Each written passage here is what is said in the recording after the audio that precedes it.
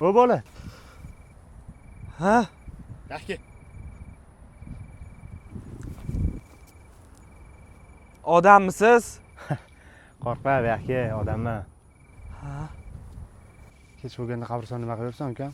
Uyim qabristonni narigi tarafida. Kechqurun qabristondan o'tmagandim-da, qo'rqimchilik bo'lar ekan. Unda kutib tur, 15-20 minutlik ishim bor. Birga ketamiz. Siz qo'rqmaysizmi bu yerda? Nimadan? Endi bu qabriston bo'lsa, kechqurun har xil anuvlar. Ha, yo'q. O'liklardan emas, tiriklardan qo'rqish kerak aslida.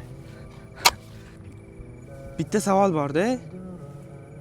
Menimcha hali yoshsiz. Boshqa ish qilsangiz bo'lmaydimi?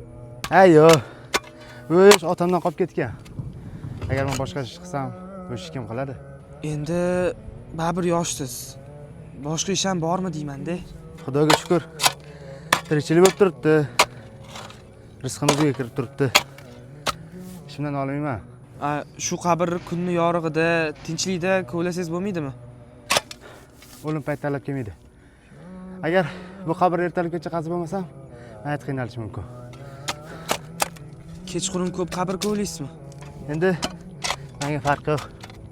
Kunduzimi, kechasimi, yozi chillasimi, qishda qahratonimi. Ko'la deyishsa ko'laveraman. Sizni ishingiz ham qiyin ekan-da, aka. Shu paytgacha bunaqa kasb borligini xayolimga ham keltirmaganman.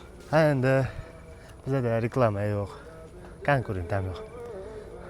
O'zlari so'rab kelishadi bizani. Mayli aka, charchamang. Mayli ukam, sog' bo'lgin. Rahmat katta aka. Xavf.